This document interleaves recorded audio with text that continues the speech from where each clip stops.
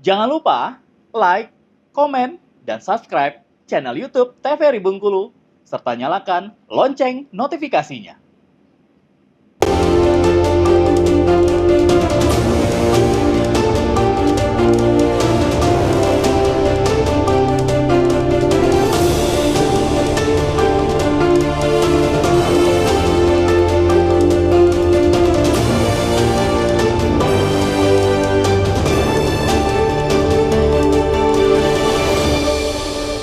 Ya, terima kasih Anda kembali menyaksikan Berendo TVRI Bengkulu dengan tema UMKM berinovasi. Kita lanjutkan perbincangan kita yang tadi sempat terjeda oleh pariwara. Berikut kami akan membahas soal Kupesan. Jadi pemirsa TVRI Bengkulu, kita di Provinsi Bengkulu itu punya marketplace lokal, benar ya Bang? Betul. Namanya adalah Kupesan. Dan ini adalah produk-produk yang dihasilkan dari Kupesan. Saya mau ke Bang Dayat untuk menjelaskan lagi nih, kira-kira cerita tadi kan masih gantung nih. Masih gantung. Dan ini ada produknya Bang, mungkin bisa jelaskan sedikit nih. Oke. Nah, jadi Kupesan ini secara umumnya adalah sebuah aplikasi belanja online, khususnya untuk kebutuhan dapur. Nah, jadi familiarnya ini untuk emak-emak. Oh, emak ya. Ibu rumah tangga. Ibu rumah tangga. Karena ide awalnya tadi memang kita pengen membantu pedagang pasar, Pak. Gitu, untuk mendelivery produk mereka ke customer yang lebih luas. Nah, lalu awalnya nggak seperti ini. Kalau sekarang kan udah cantik gitu. Awalnya ya kan pakai kresek ya. Iya, pakai kresek Pak. Gitu, di awalnya seperti itu. Gitu. Nah, setelah kita lakukan inovasi, gitu kan, akhirnya kita cuci. Jadi semua produk itu ketika sebelum kita antar, habis kita belanja itu kita packing, kita cuci, lalu kita packing ulang. Nah, juga ini udah tahap yang keberapa ini, baru jadi seperti ini. Kayak gitu. Jadi intinya sih belanja dapur online ya, dari rumah, cukup dari HP. Nah, lalu nanti pengantaran langsung diantarkan oleh kurir kita. Sekarang kita kerjasama dengan ojol dan segala macam. Oke, jadi memang Kupesan ini bukan hanya sekedar dari Mas Dayat dan teman-teman ini bukan hanya sekedar menghadirkan marketplace-nya, tapi juga sebagai ini ya pelakunya juga sama-sama nge-handle ini ya, di packing segala macam. Dan tadi memang sempat saya menarik sekali kalau Bang Dayat bilang soal zero waste ya. Jadi ini memang mengurangi pembuangan dari kalau kita mau masak ya. Gak mungkin kita beli teri cuman dikit ya. Jadi makanya hadirlah Kupesan ini. Jadi ada beberapa paket yang harganya cukup ekonomis bisa dibeli oleh kalangan rumah tangga. Nah, saya mau ke Pak Edwin. Pak Edwin sendiri melihatnya seperti apa nih inovasi yang hadir yang dilakukan oleh Kupesan ini? Ya, terima kasih kepada Pak Mikrom. Jadi memang inovasi Kupesan ini sangat bagus. Ya, sangat bagus. Kenapa saya katakan bagus? Karena mungkin di kabupaten kota ini market digitalisasi ini mungkin baru ada di Kupesan yang ada di Kota Bengkulu. Jadi ini merupakan cikal bakal daripada kabupaten-kabupaten lain untuk mencontoh bagaimana kita nanti melalui pendekatan digitalisasi peluang-peluang yang ada untuk pemesanan secara digitalisasi. Kalau konkretnya sendiri, kalau tadi Bang Dayat bilang ternyata pemerintah sudah hadir. Yang dilakukan Dinas Koperasi sejauh ini untuk mendukung UMKM kita itu seperti apa, Pak? Jadi dukungan kami sebagai pemerintah provinsi yaitu di Koperasi dan UKM, kami atau Dinas Koperasi UKM telah melakukan BIMTEK. Jadi kemarin itu sudah dilaksanakan di bulan kalau nggak salah 4 atau bulan 5 itu pelaku UMKM memasukkan produknya melalui akun-akun yang baru ya. Mereka jualan di marketplace. Kemarin sudah kami coba, itu ada 80 peserta. Alhamdulillah mungkin ke depannya kita akan latih lagi. Ini karena rata-rata yang pelaku UMKM kan ibu rumah tangga. Oh iya betul, Pak. Ibu-ibu rumah tangga mungkin mereka belum terlalu mengerti mendalam tentang media sosial. Walaupun bisa menggunakan media sosial, tapi mereka belum bisa menjual produk-produk mereka ini. Gimana caranya ya?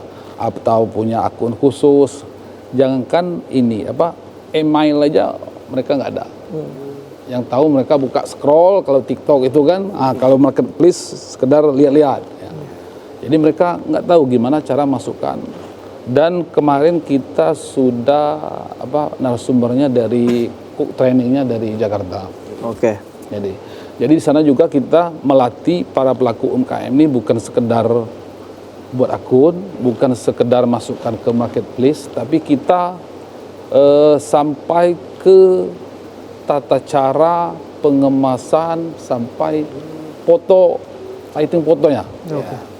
Jadi gimana ibaratnya itu kalau misalnya produk ini kan, produk sayur, gimana biar nanti kelihatan cantik dan menarik.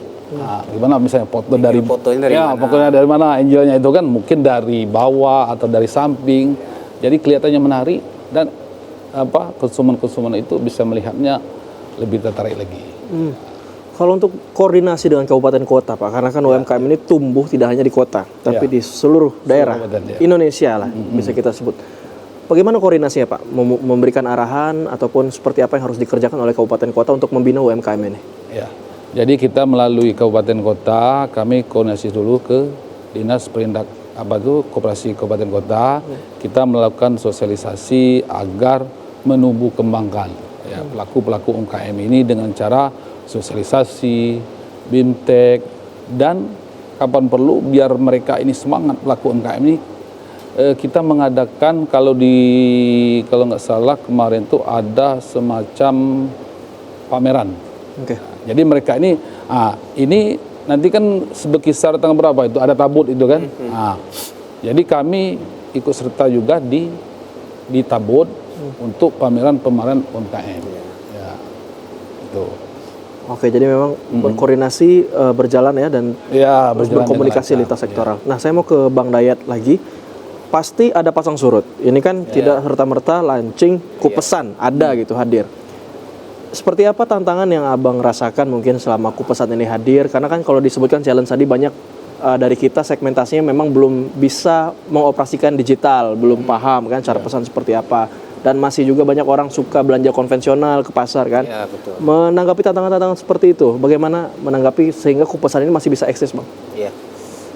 Kalau tantangan sih banyak ya, tapi secara garis besar yang saya alami, pengalaman kami itu yang pertama adalah membentuk tim dulu. Membentuk tim. Membentuk tim ini salah satu hal yang saya pikir sangat fundamental.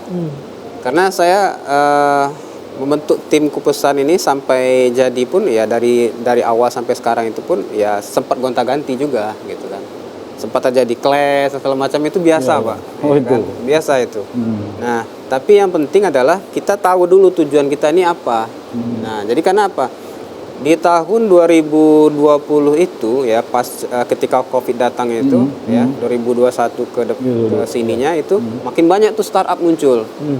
Nah, waktu itu saya melihat anak-anak muda itu, anak milenial lah, milenial Gen Z itu mereka sangat tertarik membuat sebuah aplikasi untuk nanti mereka sebagai owner atau founder dari startup gitu kan. Nah, cuman saya menekankan waktu itu buatlah sesuatu itu yang bermanfaat dulu untuk orang lain. Oke. Nah, kayak gitu ya. Dan di samping itu nanti pasti ada benefit loh. Pasti ada benefit ya. Seperti yang kami lakukan, kami memberikan manfaat dulu, memudahkan orang untuk belanja. Yang kedua, pedagang bisa mendapatkan market yang lebih besar. Ya, kami dapatkan apa? Ya, mungkin di awal cuma ongkir. Ya kan? Tapi lama-kelama ya ada margin yang didapat ya kan. 1.000, 2.000. Jadi maksudnya jangan pikirkan untungnya dulu. Jangan untungnya dulu, Pak. Tapi lakukan dulu, eksekusi dulu apa yang balik kata saya tadi, peluang ditangkap, eksekusi dulu. Nah, nanti sambil berjalan dihitung nanti dapat margin dari mana nih. Nah, asal tidak merugikan kedua belah pihak. Sampai saya membuat dengan teman-teman itu membuat marketplace. Di menu aplikasi UMKM itu kita buat marketplace. Itu setelah berdiskusi dengan Pemda ya, Dinas Koperasi, ternyata kan ribuan, Pak. Ya kan UMKM ini. Akhirnya minta dibuatkan menu untuk UMKM, untuk display produk. Kita buatkan dan alhamdulillah sudah masuk 200 lebih pelaku UMKM ke aplikasi kita. Aplikasi kita ini sekarang downloadnya baru 2000-an. Gitu. Nah, itu yang saya lihat ya. Yang kedua, dari segi kompetitor itu pasti ada. Jadi setelah saya buat aplikasi 2019, kemudian Covid, 2021 itu muncul aplikasi-aplikasi sejenis. Ada yang versi web, ada yang versi Android gitu. Tapi yang perlu kita lakukan adalah memang ada pasang surut yang kata tadi ya. Ada waktunya kita capek, ada waktunya kita down ya kan. Karena saya melihat waktu itu Ya anak-anak muda luar biasa ini kan semangatnya, modalnya, timnya ya Pak ya. Ya ini terlepas dari modal besar atau enggak, tapi saya melihat grow mereka bagus. Tapi siapa yang bertahan adalah yang menang adalah siapa yang bertahan. Bertahan, ya. Nah gitu. Dan ternyata kita lihat sampai di titik ini, saya melihat kiri kanan saya nggak ada itu mereka yang duluan itu. Iya, iya. Ya, jadi memang spirit yang diutamakan pelaku usaha itu adalah adaptif ya, mampu Adaptif beradaptasi. dulu. Nanti kita akan lanjutkan obrolan ini Bapak dan Abang, Ya. tapi setelah jeda pariwara berikut ini jangan kemana-mana, tetap bersama kami hanya di Berendo TVRI Bengkulu.